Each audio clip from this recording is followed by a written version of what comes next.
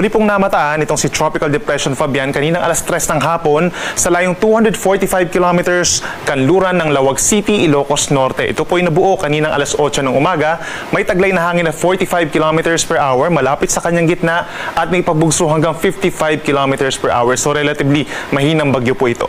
Ito ay mabagal din na kumikilos at 15 kilometers per hour west-northwest. Kung mapapansin natin sa ating latest satellite animation, walang direktang epekto yung kaulapan at maliit lamang itong si Bagyong Fabian kaya walang naapektuhan sa alinmang panig ng ating bansa.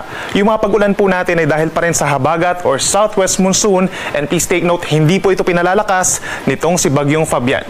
Aasahan po natin overnight, simula ngayong hapon hanggang bukas ng madaling araw, ang mataas na tsansa pa rin ng pag-ulan dito sa may Quezon Province, Bicol Region, Mimaropa, malaking bahagi ng Visayas, Zamboanga Peninsula, and Northern Mindanao. So make sure na meron pa rin dalang payong kung lalabas po ng bahay, meron din kalat-kalat na ulan and thunderstorms.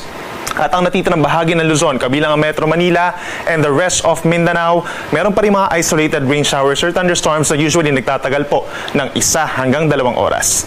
Samantala, yung isa pa nating minomonitor po na bagyo sa labas naman ng PAR natin ay nasa may northern portion na po ng Guam sa may Pacific Ocean, tropical storm with international name na Podul, and as of 4 or 3 in the morning ay nasa higit 2,400 kilometers po ito, silangan ng extreme northern Luzon.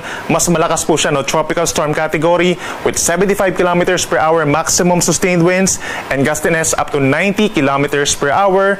At sa ngayon po, dahil malayo at maliit din itong si Bagyong Podul, hindi po ito nakakaapekto sa ngayon sa malaking bahagi ng ating bansa.